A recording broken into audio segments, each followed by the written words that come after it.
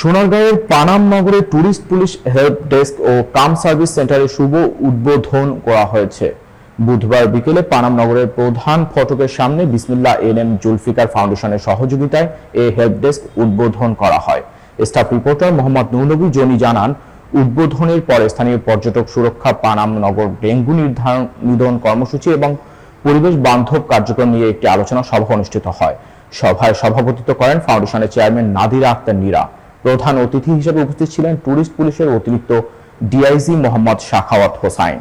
বিশেষ অতিথি ছিলেন অতিরিক্ত পুলিশ সুপার মোহাম্মদ বশির উদ্দিন, ফাউন্ডেশনের ভাইস চেয়ারম্যান ইঞ্জিনিয়ার মুক্তার হোসেন, ট্যুরিস্ট পুলিশের ইনচার্জ মোহাম্মদ দেলোয়ার হোসেন প্রমুখ।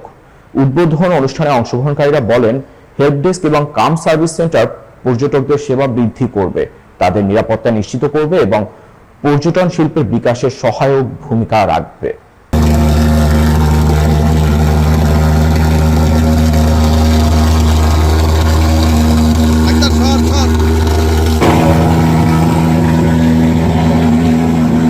দায়িত্ব পালন করেন ট্যুরিস্ট পুলিশের মোহাম্মদ দেলোয়ার হোসেন সাহেব। উপস্থিত আছেন বিসমিল্লাহ এনএম জুলফিকার ফাউন্ডেশনের সম্মানিত ভাইস চেয়ারম্যান ইঞ্জিনিয়ার প্রতিদিন ও আনন্দ টেলিভিশনের প্রতিনিধি মাজারুল ইসলাম।